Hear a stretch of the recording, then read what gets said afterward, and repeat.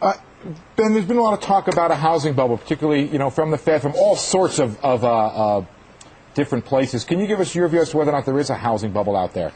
Well, unquestionably, housing prices are up quite a bit. I think it's important to note that fundamentals are also very strong. We've got a growing economy, jobs, incomes. We've got very low mortgage rates.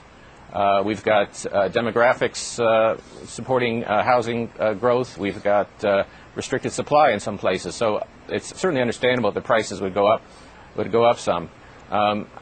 I don't know whether prices are exactly where they should be, but I think it's fair to say that much of what's happened is supported by the strength of the economy. Tell me, what is the worst case scenario? So we have so many economists coming on our air and saying, oh, this is a bubble and it's going to burst and this is going to be a real issue for the economy. Some say it could even cause a recession at some point. What is the worst case scenario if, in fact, we were to see prices come down substantially across the country? Well, I guess I don't buy your premise. It's a pretty unlikely possibility. We've never had a decline in house prices on a nationwide basis. So what I think is more likely is that house prices will slow, maybe stabilize, might slow consumption spending a bit. I don't think it's going to drive the economy too far from its full employment path, though. So would you agree with Alan Greenspan's comments recently that we've got some areas of the country that are seeing froth, not necessarily a national situation, but certainly froth in some areas? You can see some types of speculation, investors turning over condos quickly. So those sorts of things you see in some local areas. I'm hopeful that, and I'm confident, in fact, that the bank regulators will pay close attention to the kinds of loans that are being made, making sure that underwriting is done right.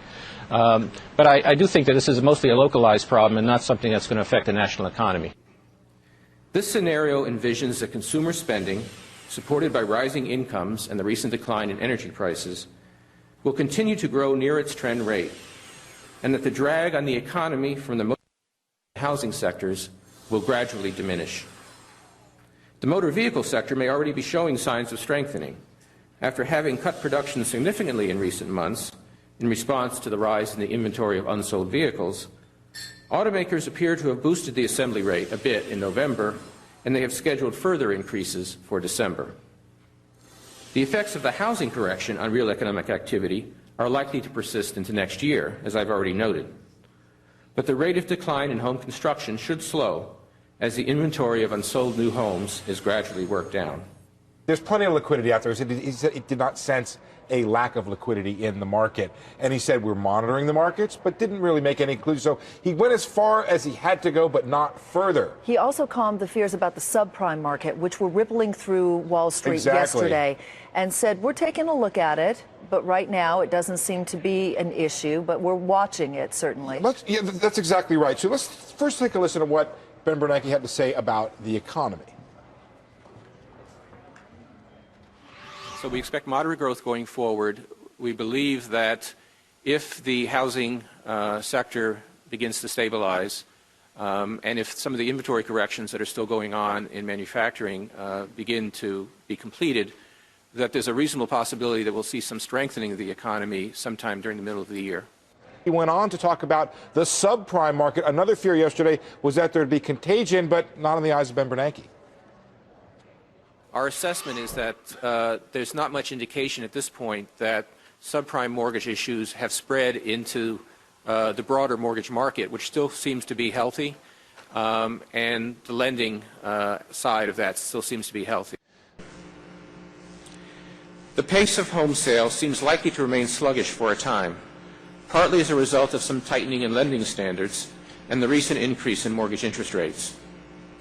Sales should ultimately be supported by growth in income and employment, as well as by mortgage rates that, despite the recent increase, remain fairly low relative to historical norms. However, even if demand stabilizes as we expect, the pace of construction will probably fall somewhat further as builders work down the stocks of unsold new homes. Thus, declines in residential construction will likely continue to weigh on economic growth over coming quarters, although the magnitude of the drag on growth should diminish over time. The global economy continues to be strong.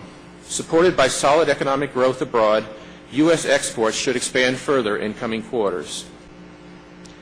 Overall, the U.S. economy appears likely to expand at a moderate pace over the second half of 2007, with growth then strengthening a bit in 2008 to a rate close to the economy's underlying trend.